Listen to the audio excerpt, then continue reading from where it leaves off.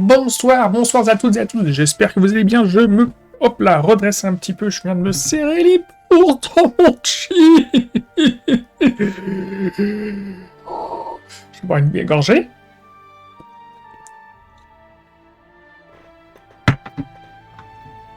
Buvez avec modération, je me replace les bourses. Hop là. Bastien Cartalos, superbe figurine, personnellement, que j'aime beaucoup, que ce soit la figurine, que ce soit ses règles, c'est une... Pour uniquement jouer cette figurine, je ferai une armée Hammer of Sigmar, juste pour la jouer cette figurine. Alors où est-ce qu'il est, Bastian, il s'est rangé par ordre alphabétique, il me semble, il est là. Bastian Cartalos. Regardez-le. Il y a trop la classe. Il y a trop la classe, en vrai. Hein. Il arrive, là, il est en train de marcher. Si ça vous chiffonne qu'il ait le point comme ça, vous pouvez... hop, je vais ouvrir une seconde... Alors, si ça vous chiffonne vraiment, hein, qu'il ait le point comme ça vide, et que vous ne voulez pas le mettre dans l'option où il tient l'arme dans les deux mains comme ça. Est-ce qu'on le voit là? Non, il ne le montre pas malheureusement. Parce que, enfin, voilà, vous avez l'option où il tient l'arme à deux mains comme ça. Si vraiment ça vous plaît pas, qu'il ait le point serré qui aille sur le côté, où est-ce qu'on voit quelque part? Donc c'est celui-là le point serré. Voilà, c'est celui-là. Écoutez, vous pouvez, si vous avez acheté cette boîte, qui est une très bonne boîte, parce qu'elle est bourrée de rabios. Elle est bourrée de rabios. Alors je sais qu'aujourd'hui, ils sont un peu chers en termes de points, donc, enfin, ils sont moins jouables, ils sont moins méta qu'ils l'étaient avant. Mais il était tellement avant que si vous jouiez Stormcast avant, vous avez forcément acheté cette boîte. Puis je trouve où est-ce qu'ils sont. Ils sont là, les évocateurs. Eh bien, dans cette boîte de nos fameux évocateurs, qui est bourrée de rabios, vous avez... Où est-ce qu'elle est cette main? Une main gauche. Où est-ce qu'elle est cette main gauche?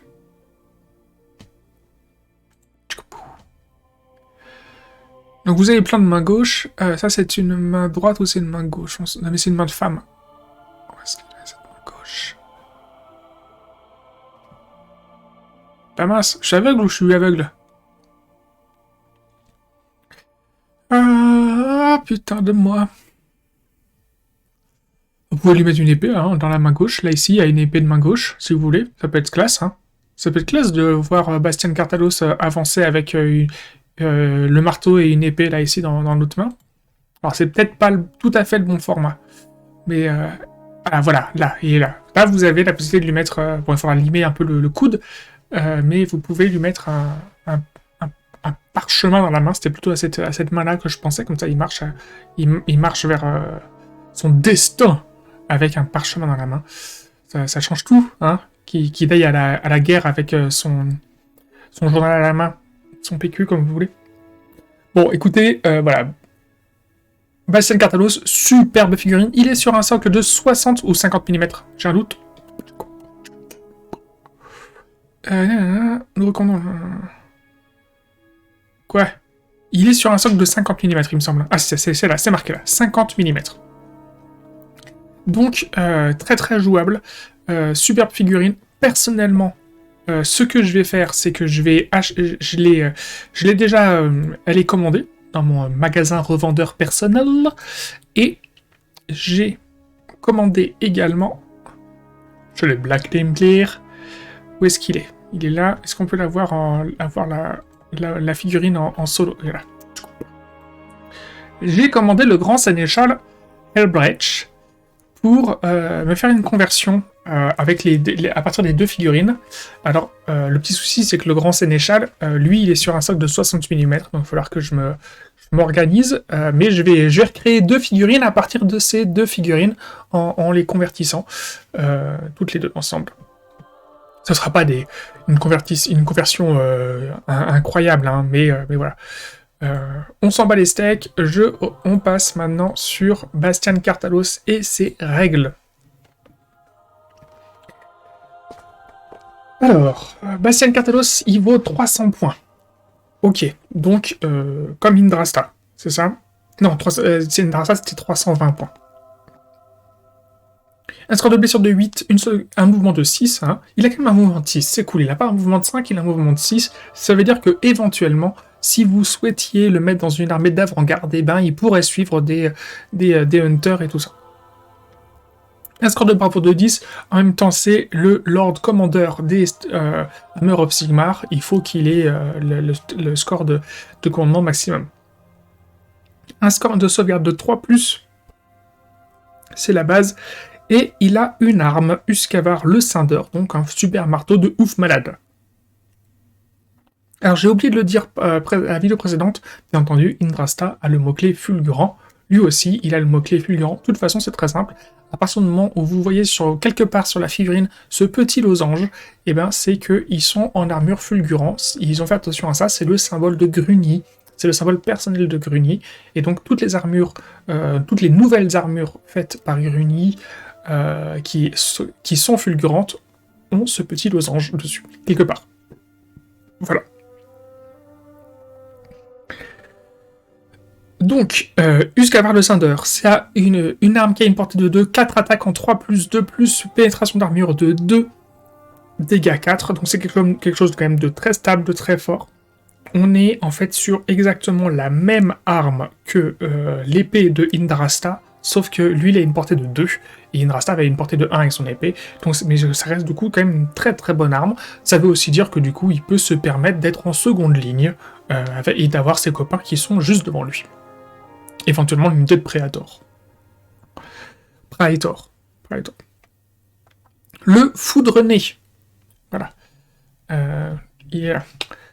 Une fois par tour, à votre phase des héros, vous pouvez choisir une unité ennemie sur le champ de bataille et jeter un nombre de dés égal à la caractéristique de blessure de l'unité choisie. Pour chaque 6, l'unité choisie subit une blessure mortelle. Donc, il n'y a pas de limite de portée. Vous n'êtes pas obligé de l'avoir. Je vérifie, hein. Non. Donc ce que ça veut dire, c'est qu'en fait, dès le tour 1, il y a Archaon avec son score de blessure de 18 qui est au bout de la map et que vous ne le voyez pas. Et bien, vous lancez 18 dés. Pour chaque 6, il prend une blessure mortelle. Et vous allez faire ça une fois par tour, donc à chaque tour. Donc 5 fois dans la partie. C'est très fort. Ça ne sert à rien pour détruire des unités qui sont de la masse, hein, de gobelins et de compagnie, et de trucs comme ça, et de zombies et de squelettes, mais justement, on a vu dans les vidéos précédentes des unités comme Krondys, comme Karazai, qui avec leurs 18 points de vie, bah pareil, vous allez les faire sauter comme ça. Tout. En plus, ils n'ont pas de ward, ces dragons. Ils sont cons, ces dragons, ils n'ont pas de ward. Loser. Et ben, ils vont se faire défoncer. Voilà. Faites ça. Il y a une chanson qui est pas mal, qui est dont les paroles dedans sont You never hear the shot that take you down. Vous avez même pas entendu le coup de feu qui vous a foutu à terre parce qu'il t'est fait défoncer par un sniper. Et ben c'est un peu ça. Ils l'ont même pas vu venir. Donc c'est très bonne aptitude. Très bonne aptitude. Pour l'instant, on ne se plaint pas, c'est que du beau. Ensuite, Castellan d'Azir, seconde aptitude. Au début du premier round de bataille, après avoir déterminé qu'il y a le premier tour, mais avant que le premier tour commence, vous pouvez choisir jusqu'à D3 unités de marteau de Sigmar amis sur le champ de bataille et les redéployer. Les éventuelles restrictions et des instructions de déploiement du plan de bataille utilisé s'appliquent toujours. Bon. Mon opinion n'a pas changé par rapport à la V2. Pour moi, ce genre d'aptitude peut être pratique si... voilà. Mais dans les faits, pour moi, c'est juste un petit plus, un petit bonus. J'ose espérer que ça n'a pas eu un énorme impact dans le coût en points de cette unité, parce que je considère, en fait, personnellement par principe, mais vous allez me dire que ce que je considère par principe n'est pas à prendre en compte dans les faits de ces aptitudes, mais que, bah écoutez, vous, en tant que bon stratège, joueur général de votre armée, bah, vous positionnez comme il faut vos troupes dès le début, hein, sans prendre le risque de faire des erreurs. Après, on peut se dire, ah, mais attends, c'est peut-être pas une erreur, en fait, c'est un effet stratégique. Alors oui, c'est vrai que ça peut être un effet stratégique de dire, j'ai volontairement induit mon adversaire en erreur en plaçant telle unité à tel endroit, en sachant pertinemment que j'allais la redéployer par la suite. Ce qui me gêne, comme d'habitude avec ce genre de choses-là, c'est ce fameux détroit, là, ce fameux... alors là, ici, sur cette application, on peut pas mettre en surligner des choses, on peut pas faire de sélection, malheureusement. Mais voilà, ce petit détroit, il fait chier, quoi, il fait chier.